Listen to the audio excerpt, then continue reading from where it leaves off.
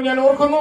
നമ്മുടെ ഈ സമ്മേളനം ഉദ്ഘാടനം ചെയ്യുവാനും LDF ഗവൺമെന്റിനെതിരായി നടക്കുന്ന ഈ കുറ്റവിചാരണ സദസ്സിന്റെ ഉദ്ഘാടന കർമ്മം നിർവഹിക്കുവാനും കോൺഗ്രസ് പാർട്ടിയുടെ ദേശീയ വർക്കിംഗ് കമ്മിറ്റി അംഗവും കേരളത്തിലെ ഐക്യജനാധിപത്യ മുന്നണിയുടെ സമുന്നത നേതാവുമായ പ്രിയങ്കരനായ ശ്രീ രമേശ് ചെന്നിത്തലയെ ക്ഷണിച്ചുകൊണ്ട് എന്റെ വാക്ക് ചുരുക്കുന്നു. എല്ലാവർക്കും നമസ്കാരം.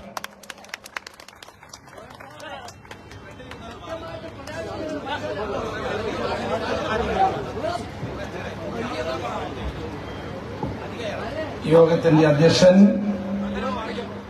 ഏറ്റവും പ്രിയങ്കരനായ കടുത്തുരുത്തിയുടെ വികസന നായകൻ, ഈ നാടിന്റെ ജനകീയ പ്രശ്നങ്ങളുടെ മുന്നിൽ കരുത്തോടുകൂടി നിന്ന് പോരാടുന്ന പ്രിയപ്പെട്ട കേരള കോൺഗ്രസിന്റെ executive chairman advocate Mons Joseph MLA, സ്വാഗതം ആശംസിച്ച ബ്ലോക്ക് കോൺഗ്രസ് കമ്മിറ്റിയുടെ പ്രസിഡന്റ് ജെയിംസ് പുല്ലാപ്പള്ളി, പ്രിയങ്കരനായ മുൻ പാർലമെന്റ് അംഗം എന്റെ പ്രിയ സുഹൃത്ത് ശ്രീ അഡ്വക്കേറ്റ് ജോയി എബ്രഹാം, മുൻ KPCCയുടെ ഉപാധ്യക്ഷൻ മുൻ MLAയുമായ ശ്രീ ജോസഫ് വാഴക്കൻ, ഏറ്റവും ആദരണീയനായ തലമുതിർന്ന കേരള കോൺഗ്രസ് നേതാവ് EJ അഗസ്ത്യ സാർ, ജില്ലാ യൂത്ത് കോൺഗ്രസ് കമ്മിറ്റിയുടെ പ്രിയപ്പെട്ട അധ്യക്ഷൻ ശ്രീ നാട്ടക സുരേഷ്, UDF ജില്ലാ ചെയർമാൻ സജീവ് മഞ്ഞക്കടമ്പിൽ, മുസ്ലിം ലീഗിന്റെ നേതാവ് അസീസ് ബെഡായി, പ്രിയങ്കരനായ എന്റെ സുഹൃത്ത് Shri T Joseph, Shri Thomas Kannanthara, Jans Kunnappally, doctor Mercy John Moolakkattu, Shri Sunu George, MN Divakaran Nair, Shri Prince Lukose, KPCC സെക്രട്ടറിയും INTUC ജില്ലാ പ്രസിഡന്റുമായ Philip Joseph, Akbar Moodoor, Uzhavoor Benny, Shri Newjan Joseph, Shrimati Mini Mathai, KM Thankachan, Baby തൊണ്ടാൻകുടി, Sinoj Mithrathani, Anilkumar Karakkal, Manjoor Mohankumar, UP Chakkappan, KP Joseph, Pramod ഉൾപ്പെടെയുള്ള ഈ വേദിയിലും സദസ്സിലുമുള്ള ഐക്യജനാധിപത്യ മുന്നണിയുടെ നേതാക്കന്മാരെ, പ്രിയപ്പെട്ട ജനാധിപത്യ വിശ്വാസികളായ നാട്ടുകാരെ, സുഹൃത്തുക്കളെ, ഐക്യജനാധിപത്യ മുന്നണിയുടെ സംസ്ഥാന കമ്മിറ്റിയുടെ തീരുമാനമനുസരിച്ച് കേരളത്തിലെ 140 നിയോജക മണ്ഡലങ്ങളിലും UDFന്റെ കുറ്റവിചാരണ സദസ്സ് നടന്നുകൊണ്ടിരിക്കുകയാണ്. ഈ കുറ്റവിചാരണ സദസ്സ് എന്തിനാണ് എന്ന് സ്വാഗത പ്രസംഗനും അധ്യക്ഷനും ചാണ്ടി ഉമ്മനും ഇവിടെ ഹ്രസ്വമായിട്ടാണെങ്കിലും പ്രതിപാദിക്കുകയുണ്ടായി. 7 വർഷക്കാലത്തെ ഇടതുപക്ഷ ജനാധിപത്യ മുന്നണിയുടെ ഭരണം കേരളത്തെ വൻപിച്ച ദുരന്തത്തിലേക്കാണ് എത്തിച്ചു കഴിഞ്ഞിരിക്കുന്നത്. ഇതുപോലെ ഒരു ദുരന്തം കേരളത്തിന് ചരിത്രത്തിൽ ഉണ്ടായിട്ടില്ല എന്നുള്ളത് നമ്മൾ കാണണം. 7 വർഷക്കാലമായി കേരളത്തിലെ ജനങ്ങളുടെ ജീവിതത്തെ കൂടുതൽ കൂടുതൽ ദുരിതപൂർണമാക്കിയ ഒരു ഗവൺമെന്റാണ് ഇവിടെ അധികാരത്തിലുള്ളത്. ആ ഗവൺമെന്റിന്റെ കുറ്റങ്ങൾ ജനങ്ങളുടെ മുമ്പിൽ അവതരിപ്പിക്കുകയാണ് ഈ സദസ്സിന്റെ ഉദ്ദേശം. ഏതാനും ദിവസങ്ങൾക്ക് മുമ്പ് ഈ കുറവലങ്ങാട് തന്നെ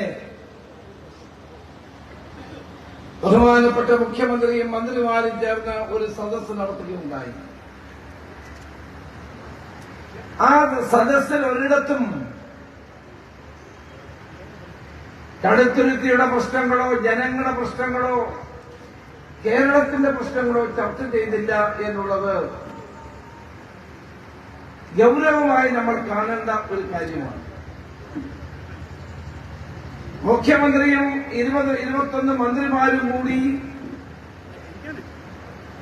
കാസർഗോഡ് നിന്ന് തിരുവനന്തപുരം വരെ 140 നിയോജക മണ്ഡലങ്ങളിൽ മന്ത്രിസഭ എത്തുന്നുവെന്നാണ് പ്രചരണം.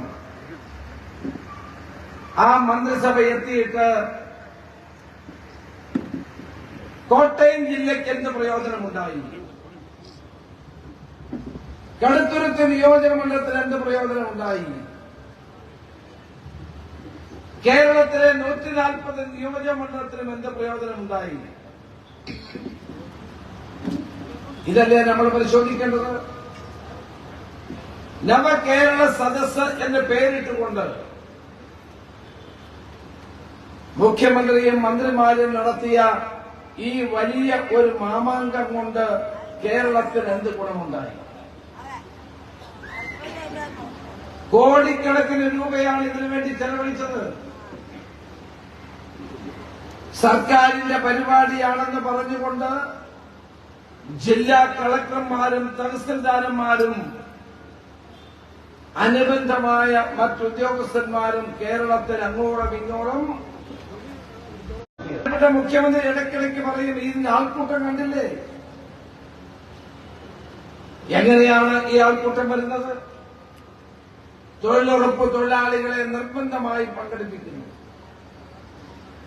ആശാ വർക്കർമാരെ നിർബന്ധിച്ച് പങ്കെടുപ്പിക്കുന്നു. ഹരിതകർമ്മ സേനയെ പങ്കെടുപ്പിക്കുന്നു. കുടുംബശ്രീ അംഗങ്ങളെ മുഴുവൻ പങ്കെടുപ്പിക്കുന്നു. ആരെങ്കിലും മാറി നിന്നാൽ അവരെ ഭീഷണിപ്പെടുത്തുന്നു. വരാതിരിക്കുന്നവർക്ക് നാളെ ജോലിയില്ല എന്ന് പറഞ്ഞുകൊണ്ട് അവരെ ശക്തമായ സമ്മർദ്ദം ചെലുത്തുന്നു. ഈ ആളുകളെല്ലാം കൂടി വിളിച്ചു വന്നിട്ട് കേരളത്തിന്റെ മുഖ്യമന്ത്രി 1.5 മണിക്കൂർ പ്രസംഗിക്കുകയാണ്. അദ്ദേഹം എന്തായി പ്രസംഗിക്കുന്നത്? നാളത്തെ കേരളത്തിന്റെ ഭാവിയെപ്പറ്റി, നാളത്തെ കേരളം എങ്ങനെയാകണമെന്നതിനെപ്പറ്റി എന്തുകൊണ്ട് അദ്ദേഹം പ്രസംഗിക്കുന്നില്ല? അദ്ദേഹം വിമർശിക്കുന്ന പ്രതിപക്ഷത്തെയാണ്. അദ്ദേഹം വിമർശിക്കുന്ന കേന്ദ്ര ഗവൺമെന്റിനെയാണ്. അദ്ദേഹം വിമർശിക്കുന്നത് തനിക്കിഷ്ടമില്ലാത്ത എല്ലാവരെയുമാണ്. കേരളത്തിന്റെ മുഖ്യമന്ത്രി ഒരു നിയോജകമണ്ഡലത്തിൽ വരുമ്പോൾ സ്വാഭാവികമായി ആ മണ്ഡലത്തിന്റെ പ്രശ്നങ്ങളല്ലേ ചർച്ച ചെയ്യപ്പെടേണ്ടത്? ഒരു ജില്ലയിൽ വരുമ്പോൾ ചർച്ച ചെയ്യപ്പെടേണ്ടത് ആ വിഷയങ്ങളല്ലേ? ഏതെങ്കിലും ഒരു പ്രശ്നത്തിന് പരിഹാരം കാണാൻ ഈ ഗവൺമെന്റ് സാധിച്ചിട്ടുണ്ടോ ഈ നവകേരള സദസ്സിലൂടെ? ഞാൻ ഈ സദസ്സ് കഴിഞ്ഞാൽ കാസർഗോഡ് പോയി. കാസർഗോഡ് 4900-ത്തിലധികം പരാതികൾ ലഭിച്ചു. 2 ആഴ്ച കഴിഞ്ഞാൽ തീരുമാനമുണ്ടാകുമെന്ന് പറഞ്ഞാൽ 2 ആഴ്ച കഴിഞ്ഞാൽ പോയത്. അവിടെ തീർപ്പ് കൽപ്പിച്ചത് 199 പരാതികളാണ്. ആ 199 പരാതികൾ പരിശോധിച്ചപ്പോഴാണ് അതിന്റെ രസകരമായ കാര്യം മനസ്സിലാകുന്നത്. കെട്ടിയ അപേക്ഷകൾ കളക്ടർക്ക് കൊടുക്കുന്നു, കളക്ടർ തഹസിൽദാർക്ക് കൊടുക്കുന്നു. അങ്ങനെയാണ് തീർപ്പ്. ഒരാൾക്ക് പോലും മുഖ്യമന്ത്രിയുടെ നവകേരള സദസ്സിൽ പങ്കെടുത്തിട്ട് ഒരു ഉത്തരവ് കിട്ടിയില്ല. ഞാനിപ്പോ കാസർഗോഡ് വെച്ചൊരു കാര്യം പറഞ്ഞു. ഏതെങ്കിലും ഒരു വ്യക്തി മുഖ്യമന്ത്രിയുടെ കൈകളിലേക്ക് തന്റെ പരാതി കൊടുത്ത് മുഖ്യമന്ത്രി അതിനകത്ത് ഒപ്പിട്ട് ഉത്തരവ് കൊടുത്ത് എന്ന് പറഞ്ഞാൽ, അത് കാണിച്ചാൽ അയാൾക്ക് ഞാൻ 1 പവന്റെ സ്വർണ്ണ മോതിരം ഇട്ട് തരാമെന്ന് ഞാൻ പറഞ്ഞു. ഇത്രയും ദിവസമായിട്ടും ആരും വന്നില്ല. ഇത്രയും ദിവസമായിട്ട് ഈ സ്വർണ്ണ മോതിരം വാങ്ങിക്കാൻ നവകേരള സദസ്സിൽ പങ്കെടുത്ത ഒരാളും വന്നില്ല. ഞാൻ കടുത്തുരുത്തിയിലും ഇത് ആവർത്തിക്കുന്നു. ബഹുമാനപ്പെട്ട മുഖ്യമന്ത്രിയുടെ കയ്യിൽ ഒരു പരാതി കൊടുത്ത് മുഖ്യമന്ത്രി അതിൽ ഉത്തരവിട്ട് അത് നടപ്പാക്കിയെന്ന് പറഞ്ഞാൽ അയാൾക്ക് 1 അല്ല 2 പവൻ ഞാൻ കൊടുക്കാൻ തയ്യാറാണ് എന്ന് പറയാൻ.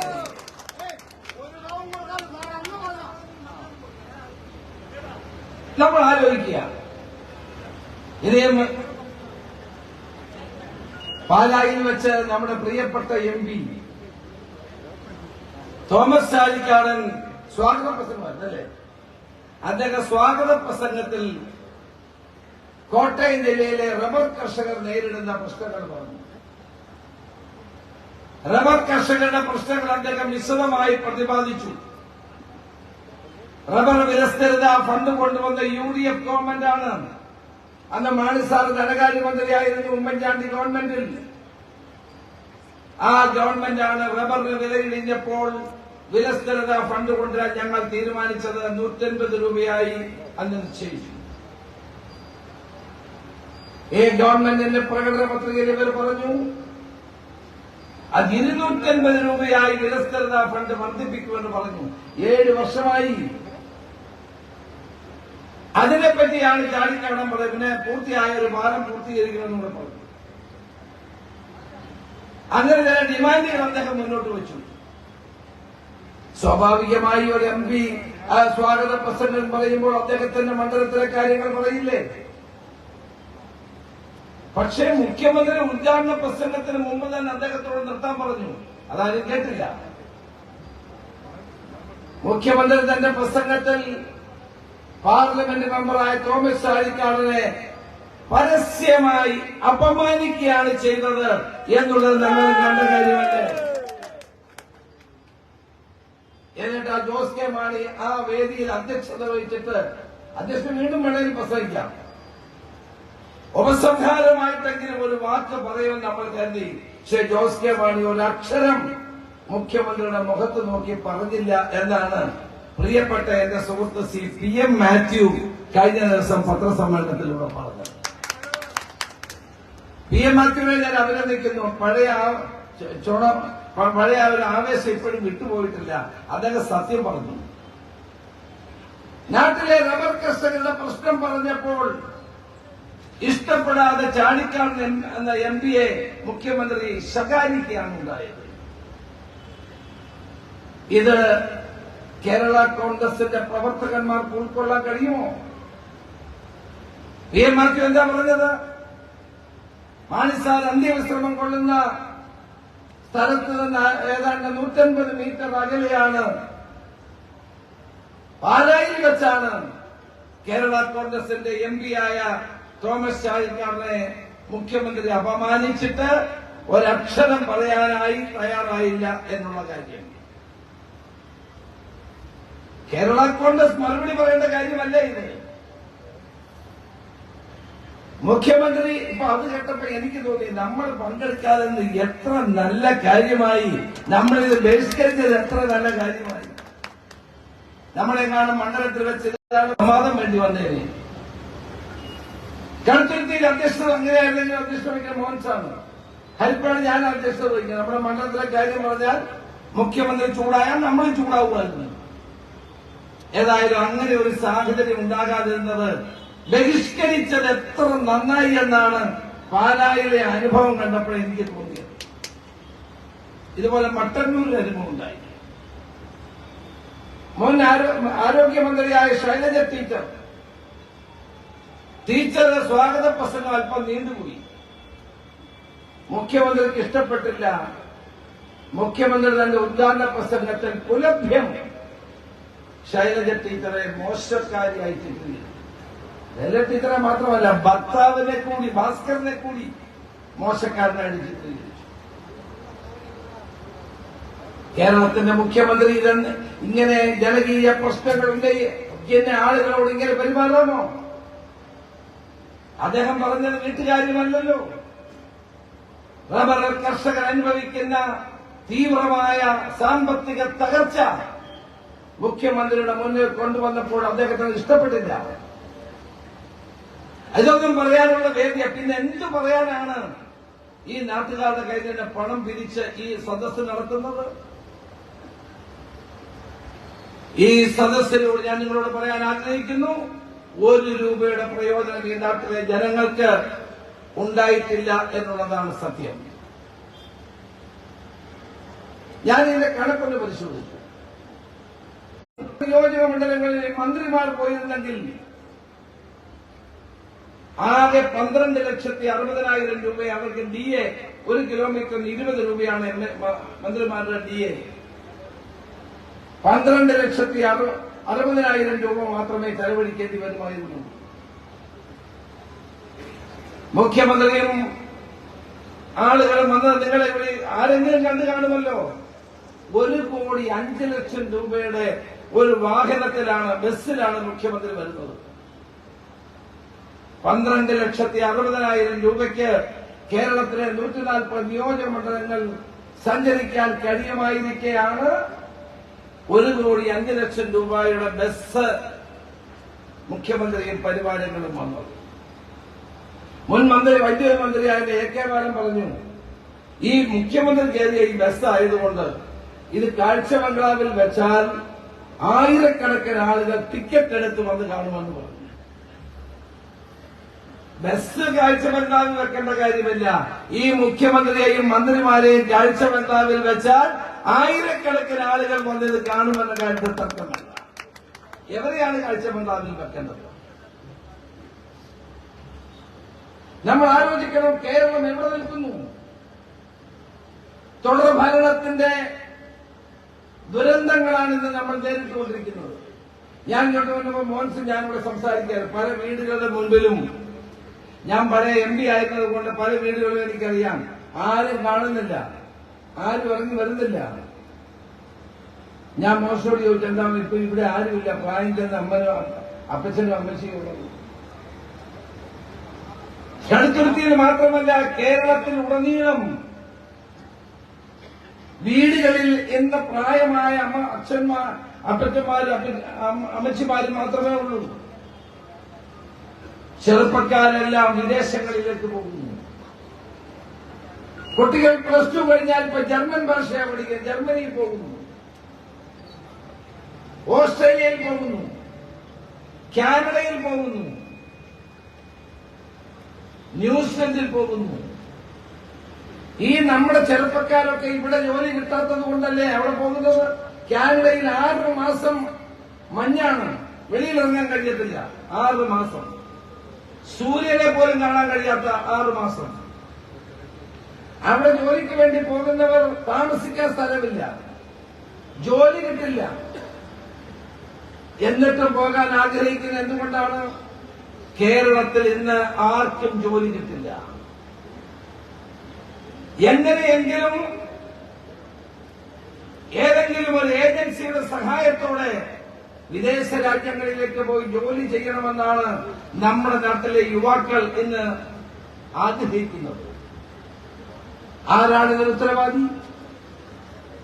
ആരാണ് ഇതിന് ഉത്തരവാദി? ഈ നാട്ടിൽ ജനങ്ങൾക്ക് എന്തുകൊണ്ട് ജോലി കിട്ടുന്നില്ല? 9 വർഷം ഇന്ത്യ ഭരിച്ച നരേന്ദ്രമോദി പറഞ്ഞു, 3 കോടി ആളുകൾക്ക് ഞാൻ ജോലി കൊടുക്കും 1 വർഷം. അങ്ങനെയാണെങ്കിൽ 27 കോടി ആളുകൾക്ക് 9 വർഷം കൊണ്ട് നരേന്ദ്രമോദി ജോലി കൊടുക്കണം. കൊടുത്തോ? 7 വർഷം കൊണ്ട് ആർക്കെങ്കിലും പിണറായി വിജയന്റെ ഗവൺമെന്റ് ജോലി കൊടുത്തോ? ഇവിടെ ജോലി കിട്ടാത്തത് കൊണ്ടാണ് നമ്മുടെ കുട്ടികൾ നഴ്സിംഗ് പഠിച്ച്, ലാബറട്ടറി ടെക്നീഷ്യൻ പഠിച്ച്, മറ്റ് കോഴ്സുകൾ പഠിച്ച് എല്ലാവരും വിദേശത്തേക്ക് പോകുന്നത്. കുറെ കഴിഞ്ഞാൽ നമ്മുടെ നാട്ടിൽ ആരും ഉണ്ടാവില്ല. മാന്യമായി ഇവിടെ ജീവിക്കാനും മാന്യമായി തൊഴിൽ കിട്ടാനുമുള്ള അവസരം ഉണ്ടാക്കും ഞാൻ നിങ്ങൾക്ക് ഉറപ്പുണ്ട്. ഈ നാട്ടിൽ റബ്ബറിന്റെ വില, കർഷകരുടെ അവസ്ഥ. കഴിഞ്ഞ ദിവസം ഞാൻ വയനാട്ടിൽ പോയിരുന്നു. ഈ കുറവലങ്ങാട്ടുകാരും പാലക്കാരും കടുത്തുരുത്തിക്കാരും കോട്ടയം ജില്ലയുടെ വിവിധ പ്രദേശങ്ങളിലെ ജനങ്ങളാണ് ആ വയനാട് ജില്ലയിൽ താമസിക്കുന്ന, വെളിയിൽ നിന്ന് വന്നവരാണ് എല്ലാം. ഞാൻ പോയത് ഒരു കടുവ ഒരു കർഷകനെ, പ്രതീഷ് എന്ന് പറയുന്ന ഒരു കർഷകനെ വലിച്ചിഴച്ചുകൊണ്ട് പോയി ആ കർഷകന്റെ ഒരു ശരീരഭാഗം മുഴുവൻ തിന്ന് ബാക്കിയിട്ടത് ആ വീടൊന്ന് സന്ദർശിക്കാനായി. ഇതിനു മുമ്പ് ഒരു തോമസിനെ ഇതുപോലെ കടുവ ആക്രമിച്ചപ്പോഴും ഞാൻ പോയിരുന്നു, കാണാൻ കഴിഞ്ഞു. ആ അവരുടെ പ്രതീഷിന്റെ ഭാര്യ എന്നോട് കണ്ണനീരോടുകൂടി പറഞ്ഞു, ഇവിടെ സാർ മറ്റാരുമില്ല, ഞങ്ങൾക്ക് ആകെ ആശ്രയം ഇതായിരുന്നു. വന്യജീവികളുടെ ശല്യം കാരണം ആളുകൾക്ക് ജീവിക്കാൻ കഴിയില്ല. അതോടൊപ്പം തന്നെ നിരവധിയായ പുതിയ അരി നല്ലവിടെ കൃഷി ചെയ്യുന്നു. ഗന്ധകശാല, ജീരകശാല തുടങ്ങിയിട്ടുള്ള നിരവധിയായ മാർക്കറ്റിൽ വലിയ വിലയുള്ള നെൽകൃഷി അവർ ചെയ്യുന്നുണ്ട്. മാനുകൾ കൃഷി മുഴുവൻ നശിപ്പിക്കുകയാണ്. കഴിഞ്ഞ 7 വർഷക്കാലമായി ഇടതു മുന്നണി ഗവൺമെന്റ് ഈ കർഷകർക്ക് കൊടുത്തിട്ടുള്ള എന്തെങ്കിലും ഒരു വാഗ്ദാനം പരിപാലിക്കപ്പെട്ടോ? ഞാൻ ഇവിടെ വിൽക്കുന്ന പച്ചക്കറിക്ക് കർഷകന് ഇപ്പോഴും പണം കിട്ടാത്ത അവസ്ഥ. വിയറ്റ്നാമിൽ ഇന്ന് അവരാണ് ഏറ്റവും നല്ല കുരുമുളക് ഉൽപ്പാദിപ്പിക്കുന്ന ആൾ. ഒരു കാലത്ത് കറുത്ത സ്വർണം തേടിയാണ് വിദേശികൾ കേരളത്തിലേക്ക് വന്നത്. നാണ്യവിളകൾ ഇടുക്കിയിൽ ആളുകൾ ഏലം പറിച്ചു കളയുകയാണ്. ആർക്കും വേണ്ട, കാരണം വിലയില്ല. റബ്ബർ ആരും വെട്ടുന്നില്ല. കുറവലിങ്ങാടൊക്കെ ധാരാളം റബ്ബറുള്ള മേഖലയാണ്. കുറവലിങ്ങാട്, ഉഴവൂര്, ഈ മേഖലകളൊക്കെ ആരെങ്കിലും റബ്ബർ വെട്ടുന്നുണ്ടോ? കാരണം വെട്ടിയാൽ കൂലി കൊടുക്കാൻ പോലും മാർഗമില്ലാത്ത സ്ഥിതിയാണ്. നെൽകർഷകൻ കുട്ടനാട്ടിലും പാലക്കാടും തൃശൂരിലുമുള്ള കർഷകൻ കൊടുത്ത നെല്ല് എടുത്താൽ നെല്ലിന് പണം കൊടുക്കില്ല. മാസങ്ങളോളം കാത്തിരിക്കേണ്ടി വരുന്നു. ഗവൺമെന്റ് പണം കൊടുക്കുന്നതിന് എങ്ങനെ? ബാങ്കിൽ നിന്ന് കർഷകന്റെ പേരിൽ ലോൺ എടുക്കുന്നു. അതാണ് PRS എന്ന് പറയുന്ന ലോണ്. ആ കർഷകന്റെ പേരിലാണ് ലോണ്. ഗവൺമെന്റ് പണം അടയ്ക്കുന്നില്ലെങ്കിൽ കർഷകനെ നോട്ടീസ് വരും. അങ്ങനെ നോട്ടീസ് വന്നപ്പോഴാണ് ആലപ്പുഴ ജില്ലയിൽ 2 കർഷകർ ആത്മഹത്യ ചെയ്തു. ഞാൻ പറഞ്ഞു വരുന്ന കേരളത്തിലെ കർഷകൻ എന്ത് ചെയ്യണം? അവൻ ഉൽപ്പാദിപ്പിക്കുന്ന ഉൽപ്പന്നങ്ങൾക്ക് വിലയില്ല. കേരളത്തിന്റെ മുഖ്യമന്ത്രി നവകേരള സദസ്സിൽ ഇതിനെപ്പറ്റി ഒരു അക്ഷരം മിണ്ടിയോ? റബ്ബറിനെ പറ്റി മിണ്ടിയോ? കാർഷിക വിളകളെ പറ്റി പറഞ്ഞോ? പച്ചക്കറി ഉൽപാദനത്തെ പറ്റി പറഞ്ഞോ? കേരളത്തിലെ പാവപ്പെട്ട കർഷകൻ നേരിടുന്ന ഈ സാമ്പത്തിക തകർച്ചയെ പറ്റി അദ്ദേഹം ഒരക്ഷരം സംസാരിച്ചോ? നമ്മൾ ആലോചിക്കണം, ഇന്ന് കേരളത്തിലെ ജനങ്ങളുടെ സ്ഥിതി എന്താണ്? ഞാൻ പല സ്ഥലത്തും പോകുമ്പോൾ കടകളിൽ ചോദിക്കും, നിങ്ങളുടെ കച്ചവടം എന്താണ്? ചെറുകിട കച്ചവടമൊക്കെ അവർ പറയുന്നത് സാറേ 50% കച്ചവടം കുറഞ്ഞു. ഞാൻ ഓട്ടോറിക്ഷക്കാരോട് ചോദിക്കും, നിങ്ങളെ എങ്ങനെയുണ്ട് ഇപ്പോൾ? നിങ്ങളുടെ ഓട്ടോറിക്ഷയുടെ എങ്ങനെയുണ്ട്? യാത്രക്കാരെ കിട്ടുന്നുണ്ടോ? സാർ 40% പോലും പഴയതിൽ നിന്ന് നോക്കുമ്പോൾ ആളില്ല. ക്ഷേമ പെൻഷൻ 5 മാസമായി കൊടുത്തു. KSRTCയിലെ ജീവനക്കാരന് പകുതി ശമ്പളം കൊടുക്കില്ല. KSRTCയിലെ ജീവനക്കാരുടെ പെൻഷൻ കൊടുക്കില്ല. സർക്കാർ ജീവനക്കാർക്ക് 18% DA കൊടുക്കാനുള്ളത്. അവരുടെ കയ്യിൽ പണമുണ്ടെങ്കിൽ അവർ വാങ്ങിക്കും. അവരുടെ കയ്യിൽ പണമുണ്ടെങ്കിൽ അവർ ഓട്ടോറിക്ഷ കയറും. 18% DA കൊടുക്കാനുണ്ട്. 1 രൂപ കൊടുക്കാൻ ഗവൺമെന്റ് തയ്യാറല്ല. പുതിയ ശമ്പള കമ്മീഷൻ വെക്കേണ്ട സമയം കഴിഞ്ഞിരിക്കുന്നു. ഗവൺമെന്റ് അതിനെപ്പറ്റി ആലോചിക്കുന്നില്ല. മത്സ്യത്തൊഴിലാളികൾക്ക് കൊടുക്കേണ്ട പണം കൊടുക്കുന്നില്ല. കർഷകരെ പറ്റി ഞാൻ പറഞ്ഞു, 400 കോടി രൂപയാണ് കാർഷിക കടാശ്വാസ കമ്മീഷന്റെ അവാർഡ് പ്രഖ്യാപിച്ചിട്ട് കർഷകന് കൊടുക്കാറുണ്ട്. രസകരമായൊരു കാര്യം, ഈ ഗവൺമെന്റ് 2ാം പിണറായി ഗവൺമെന്റ് വന്നപ്പോൾ നിയമസഭയിൽ ഒരു ബില്ല് കൊണ്ടുവന്നു, കർഷകർക്ക് വേണ്ടി ഒരു ബില്ല് ഞങ്ങൾ ഏകകണ്ഠമായി പാസാക്കി. പ്രിയപ്പെട്ടവരെ, ഇന്ന് വരെ ആ കർഷകർക്ക് വേണ്ടിയിട്ടുള്ള ബില്ല് പാസാക്കാൻ, ഇന്ന് വരെ പാസാക്കിയ ബില്ല് നടപ്പാക്കാൻ ഇന്ന് വരെ ഗവൺമെന്റ് തയ്യാറായില്ല. 2 വർഷം കഴിഞ്ഞിരിക്കുന്നു. അപ്പൊ ജനങ്ങളുടെ കയ്യിൽ പണമില്ല, പോക്കറ്റ് കാലിയാണ്. ആ കാലിയായ പോക്കറ്റുമായി പോകുന്ന ആളുകൾ എങ്ങനെ സാധനങ്ങൾ വാങ്ങും? അതോ വിലക്കയറ്റം കഠിനമാണ്. നമ്മളെ വിലക്കയറ്റത്തിൽ നിന്ന് രക്ഷിച്ചതാരാണ്? സപ്ലൈകോവാണ്, മാവേലി സ്റ്റോറുകളാണ്. 13 സബ്സിഡി ഐറ്റങ്ങളുണ്ട്, അതിന്റെ വില കൂട്ടില്ല എന്ന് പറഞ്ഞു ഈ ഗവൺമെന്റ്. പക്ഷേ അതിന്റെ നവകേരള സദസ്സ് വരെ നിർത്തിവെച്ചു. അത് കഴിഞ്ഞാൽ അത് കൂട്ടാൻ പോവുകയാണ്. സാധനങ്ങൾ ഒരു സാധനവും മാവേലി സ്റ്റോറിലില്ല. ആര് പോയാലും ഞാൻ എന്റെ നിയോജകമണ്ഡലത്തിലെ മാവേലി സ്റ്റോറുകൾ സന്ദർശിച്ചു. ഒരിടത്തും ഒരു സാധനവും കിട്ടാനില്ല. ആളുകൾ വൻ വിലക്കയറ്റത്തെ നേരിടേണ്ടി വരുന്നു. എങ്ങനെ ജനങ്ങൾ ജീവിക്കണം? അതിന്റെ മേലിലാണ് ഈ ഗവൺമെന്റ് ബസ് ചാർജ് വർദ്ധിപ്പിച്ചു. 2 തവണ ടാക്സി ഓട്ടോറിക്ഷ ചാർജുകൾ വർദ്ധിപ്പിച്ചു. വെള്ളക്കരം വർദ്ധിപ്പിച്ചു. എല്ലാ വീടുകളുടെയും കരം വർദ്ധിപ്പിച്ചു. ജനങ്ങൾക്ക് സർക്കാർ നൽകുന്ന സേവനങ്ങൾ അതിന്റെ തുക വർദ്ധിപ്പിച്ചു. ഇപ്പൊ പഞ്ചായത്തിനോട് പറഞ്ഞിരിക്കുകയാണ്, എല്ലായിടത്തും പഴയ കെട്ടിട നിർമ്മാണത്തിൽ കൂടുതൽ കെട്ടിയിട്ടുണ്ടെങ്കിൽ അതിന് ഇപ്പോൾ നികുതി ഏർപ്പെടുത്താൻ പറഞ്ഞിരിക്കുകയാണ്. നിങ്ങളതിന് പഞ്ചായത്ത് പ്രസിഡന്റ് ഗവൺമെന്റ് പറഞ്ഞിരിക്കുകയാണ്. കേരളത്തിലെ തദ്ദേശ സ്വയംഭരണ സ്ഥാപനങ്ങൾക്ക് കൊടുക്കേണ്ട പണം കൊടുക്കുന്നില്ല ഗവൺമെന്റ്. കാലിയായ ഖജനാവാണിത്. എങ്ങനെ മുന്നോട്ട് പോകും? EMS മുതൽ ഉമ്മൻചാണ്ടി വരെയുള്ള ഗവൺമെന്റുകൾ ഭരിച്ച കാലത്തെ പൊതുക്കടം 1.5 ലക്ഷം കോടിയാണ്. ഇത്രയും ഗവൺമെന്റുകൾ ഭരിച്ചിട്ട് കേരളത്തിലുണ്ടായ പൊതുക്കടം 1.5 ലക്ഷം കോടി. LDF ഗവൺമെന്റ് വന്ന 7 വർഷം കൊണ്ട് അത് 4.5 ലക്ഷം കോടിയായി വർദ്ധിച്ചു. ജനിച്ചു വീഴുന്ന ഓരോ കുട്ടിയും 1 ലക്ഷത്തിലേറെ രൂപയുടെ കടക്കാരനായിട്ടാണ് കേരളത്തിൽ ജനിച്ചു വീഴുന്നത്. അപ്പൊ ചോദിക്കും, കടമെടുക്കണ്ടേ? എടുക്കണം. ഏത് ഗവൺമെന്റ് ഭരിച്ചാലും കടമെടുക്കേണ്ടി വരും. പക്ഷേ നിങ്ങൾ എടുക്കുന്ന കടം എന്തിനു വേണ്ടി ഉപയോഗിക്കുന്നു എന്നുള്ളതാണ് പ്രധാനം. നിങ്ങൾ ഉപയോഗിക്കുന്നത് ഇവിടെ നേരത്തെ ബ്ലോക്ക് പ്രസിഡന്റ് പറഞ്ഞില്ലേ, കേരളത്തിൽ എന്ത് ചെയ്തു? ഏതെങ്കിലും വികസന പദ്ധതികൾ ഇവർ നടപ്പാക്കിയോ? ഉമ്മൻചാണ്ടി ഗവൺമെന്റ് കൊണ്ടുവന്നു കൊച്ചി മെട്രോ.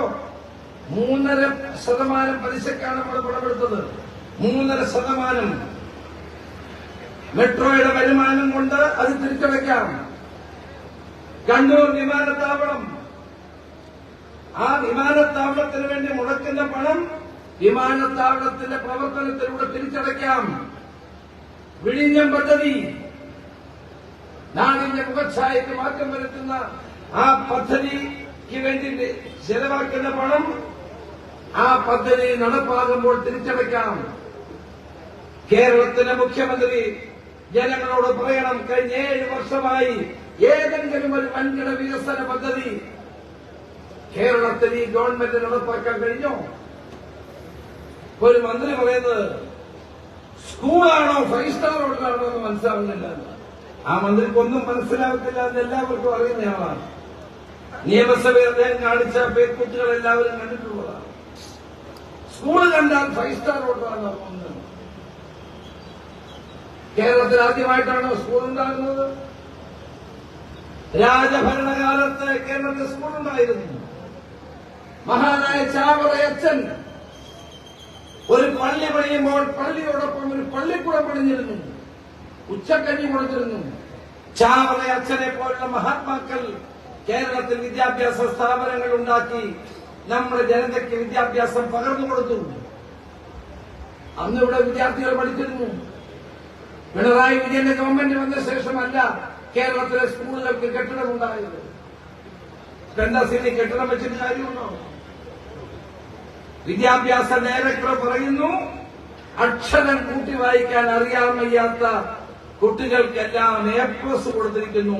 99% A+ കിട്ടിയത് അങ്ങനെയാണെന്നാണ് വിദ്യാഭ്യാസ മന്ത്രി പറയുന്നത്. ഇടതുമുന്നണിയുടെ നേട്ടമാണിത്. പൊതുവിദ്യാഭ്യാസത്തെ ശക്തിപ്പെടുത്തി എന്ന് പറഞ്ഞ് നേട്ടം പറയുന്ന അവരുടെ DPI വിദ്യാഭ്യാസ ഡയറക്ടർ പറയുന്നു, എഴുത്തും വായനയും അറിയാത്ത കുട്ടികൾക്കെല്ലാം A+. നന്നായി പഠിക്കുന്ന പാവം കുട്ടികളെ കൂടി അപമാനിക്കുകയാണ് ചെയ്തത്. ഇതാണ് കേരളത്തിന്റെ വിദ്യാഭ്യാസ നിലവാരം. ഇതാണ് ഇടതുമുന്നണി ഗവൺമെന്റ് കൊണ്ടുവന്ന വിദ്യാഭ്യാസ രംഗം. കോളേജുകളുടെ സ്ഥിതി എന്താണ്? ഇന്നിപ്പോ ഗവർണറും മുഖ്യമന്ത്രിയും തമ്മിൽ യാതൊരു ആവശ്യവുമില്ല. ഞാൻ പ്രതിപക്ഷ നേതാവായിരിക്കുമ്പോഴാണ് ഈ ഗവർണറെ പിൻവലിക്കണം, വിഡ്രോ ചെയ്യണം എന്ന പ്രമേയം അവതരിപ്പിച്ചത്. അന്ന് ഗവർണർക്ക് പൂർണ്ണ പിന്തുണ കൊടുത്തത് ഇന്നത്തെ മുഖ്യമന്ത്രിയാണ്. ഇന്ന് ഗവർണറും മുഖ്യമന്ത്രിയും തമ്മിൽ തെരുവിൽ പോരാട്ടമാണ്. എന്താ ഉന്നത വിദ്യാഭ്യാസത്തിന്റെ സ്ഥിതി? കുറവലങ്ങാട് ദേവമാതാ കോളേജ് പോലെ കേരളത്തിലെ പ്രസിദ്ധങ്ങളായ കോളേജുകൾ കേരളത്തിലുണ്ട്. അതാണ് നമ്മുടെ കുട്ടികളെ ഉന്നത നിലവാരത്തിലേക്ക് എത്തിക്കുന്നത്. കേരളത്തിലെ 9 യൂണിവേഴ്സിറ്റികളിലും വൈസ് ചാൻസലർമാരില്ല. കേരളത്തിലെ 52 സർക്കാർ കോളേജുകളിൽ പ്രിൻസിപ്പൽമാരില്ല.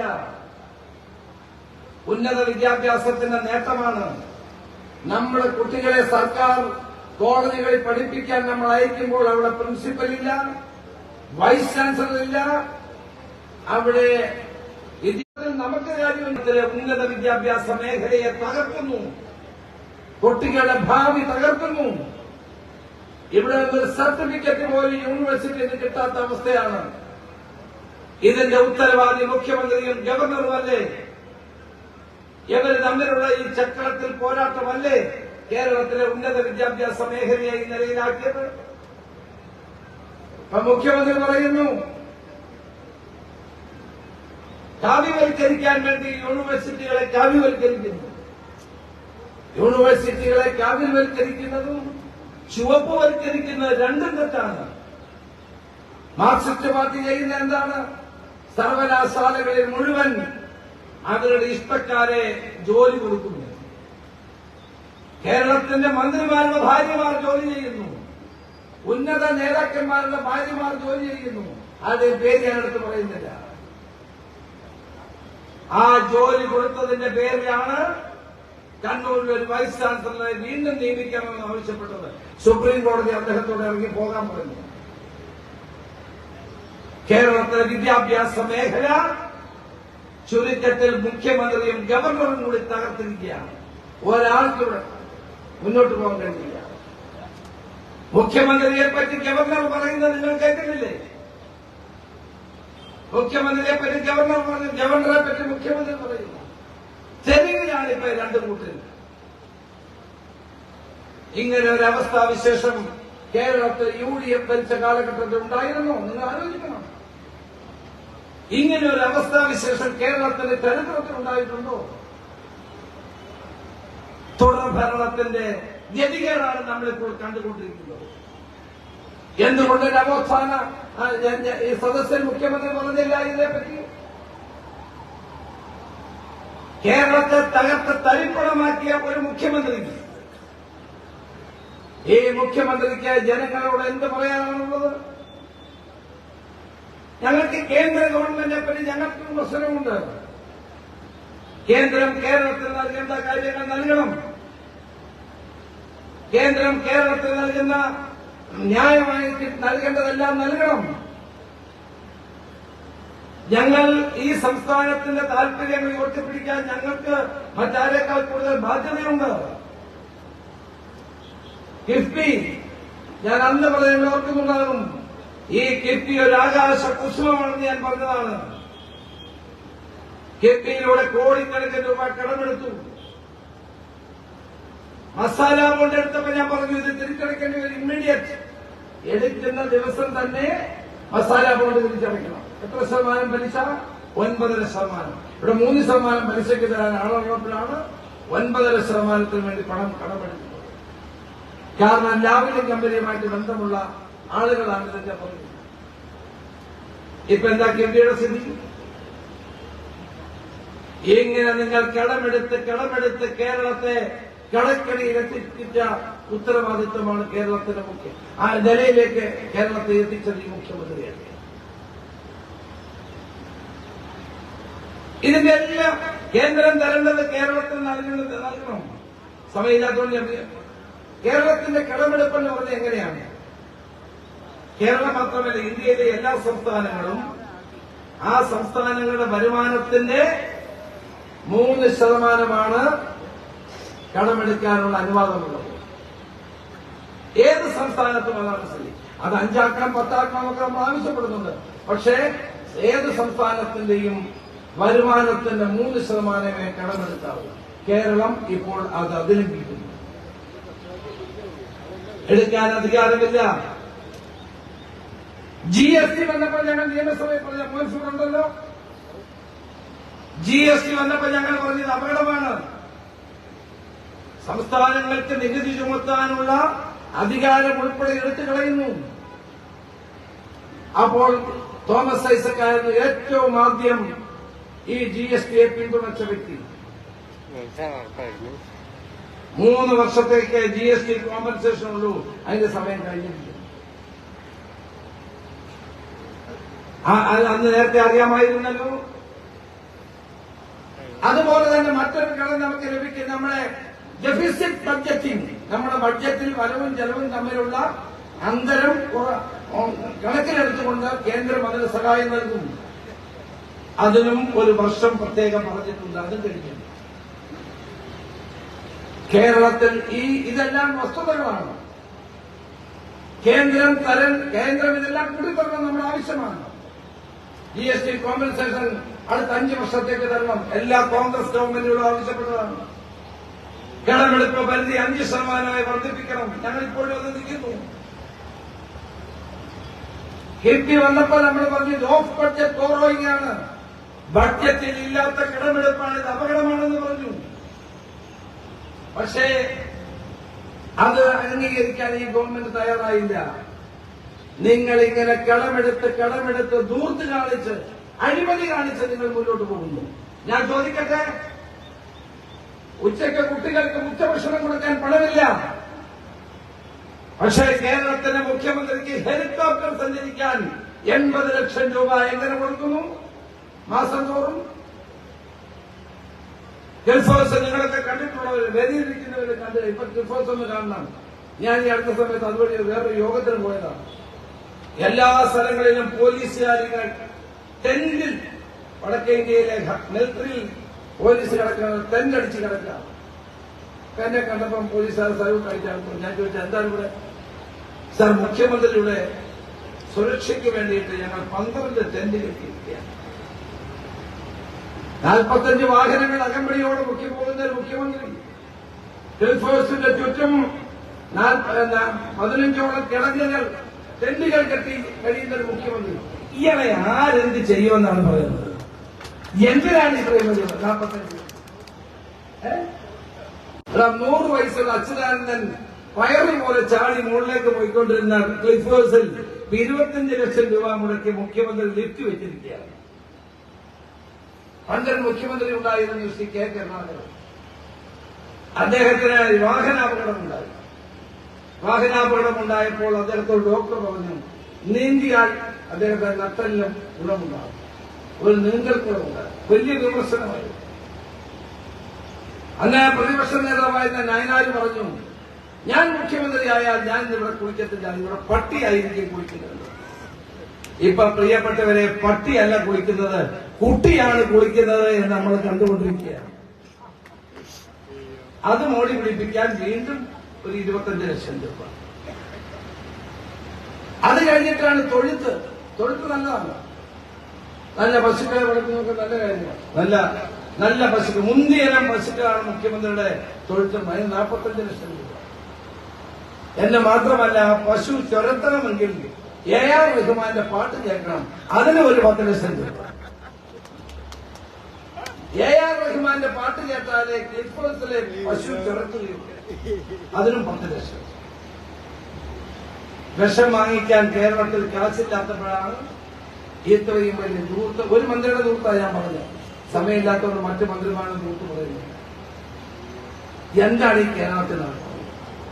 നിങ്ങൾ കണ്ടില്ലേ, മുഖ്യമന്ത്രി കുറവലിങ്ങാട് വന്നപ്പോൾ പോലീസ്, ഇത്രയും വലിയ പോലീസ് അന്വേഷണമാണ് ശബരിമലയിൽ ആരും പോലീസ്.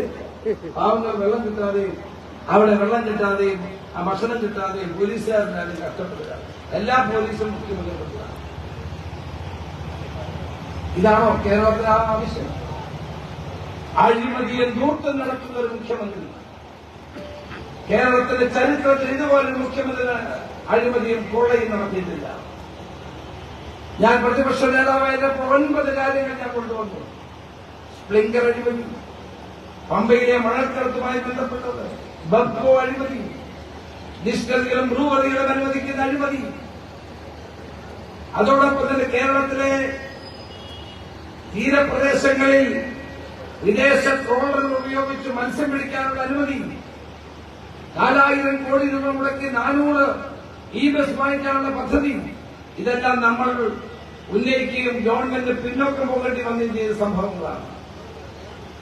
പക്ഷെ ഇതെല്ലാം കഴിഞ്ഞിട്ട് തുടർഭരണം ഞാൻ എവിടെ ചെന്നാലും ആളുകൾ എന്നോട് പറയും, എന്റെ പൊന്നു സാറെ ക്ഷമിക്കണം, പട്ടിണിയായിരുന്നു, മോചിപ്പിക്കണം. ഇന്ന് കേരളത്തിൽ തെരഞ്ഞെടുപ്പിടുന്ന ഒരു സംശയം വേണ്ട, 100 സീറ്റുകളോടെ UDF അധികാരത്തിൽ വരുമെന്ന കാര്യത്തിൽ തർക്കമില്ല. ജനങ്ങൾ മടുത്തിരിക്കുന്നു. ഈ പാവപ്പെട്ട ജനങ്ങളുടെ കയ്യിൽ തലയിൽ കുതിര കയറിക്കൊണ്ടിരിക്കുക. 700 രൂപക്കെന്ന് പറഞ്ഞു, 7 വർഷം കഴിഞ്ഞ് 1 രൂപ വർദ്ധിപ്പിക്കില്ല. പാവപ്പെട്ട സാധാരണക്കാരായ തൊഴിലാളികൾക്ക് കൊടുക്കേണ്ട ഒരു ആനുകൂല്യവും കൊടുക്കുന്നില്ല. കൊട്ടിഘോഷിക്കുന്ന ലൈഫ് 1,90,000 വീടാണ് ഇത് നിർമ്മിച്ചത്. നിങ്ങൾ ഓർക്കുന്നുണ്ടാവും, കഴിഞ്ഞ പഞ്ചായത്ത് തെരഞ്ഞെടുപ്പിന് മുമ്പ് ഇവർ അപേക്ഷ ക്ഷണിച്ചു. 8 ലക്ഷം അപേക്ഷ കിട്ടി. ഒരെണ്ണം പോലും പരിശോധിച്ചിട്ടില്ല, മടക്കി വെച്ചിരിക്കുകയാണ്. കാരണം ലൈഫിൽ കൊടുക്കാൻ പണമില്ല. ആ പണത്തിന്റെ പേരിലാണ് മുഖ്യമന്ത്രിയുടെ പ്രിൻസിപ്പൽ സെക്രട്ടറി ശിവശങ്കരൻ ഇപ്പോഴും ജയിലിൽ കഴിയും. അർത്ഥമേതായത് കോടികൾ അടിച്ചു മാറ്റിയത്.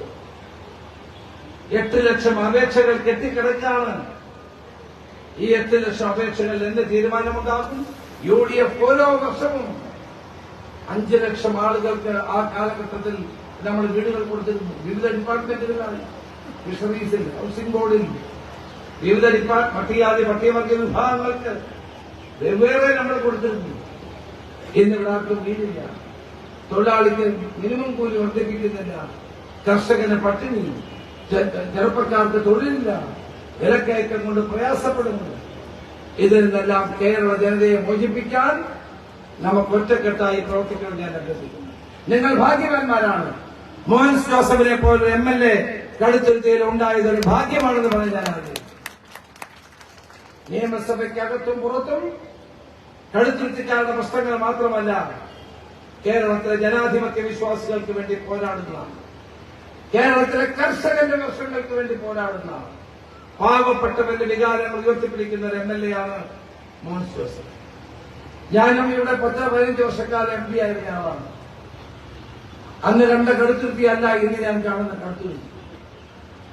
ആ മാറ്റം മറ്റാരേക്കാൾ കൂടുതൽ എനിക്ക് അറിയാൻ കഴിയും. കാരണം ഞാൻ കുറെ നാളുകളായി ഇതിലെല്ലാം വന്നിട്ട് ഞാൻ അദ്ദേഹത്തോട് ചോദിച്ചു, ഈ റോഡുകൾ, BNBC റോഡുകൾ, ഇവിടെ ഉണ്ടായിട്ടുള്ള പുരോഗതികൾ, അതിന്റെ എല്ലാം യഥാർത്ഥ അവകാശി നമ്മുടെ പ്രിയപ്പെട്ട MLA മോൻസ് ജോസഫാണ് എന്ന കാര്യത്തിൽ തർക്കമില്ല. അദ്ദേഹത്തെ ആർക്കും, എതിരാളികൾക്ക് പോലും വിമർശിക്കാൻ കഴിയാത്ത നിലയിൽ സർവസമ്മതനായി പ്രവർത്തിക്കുന്ന ശ്രീ മോൻസ് ജോസഫിന് കൂടുതൽ കരുത്ത് നൽകണമെന്ന് അഭ്യർത്ഥിക്കാൻ ഈ അവസരം വിനിയോഗിക്കുന്നു. നമസ്കാരം. ജയ് ജയ്.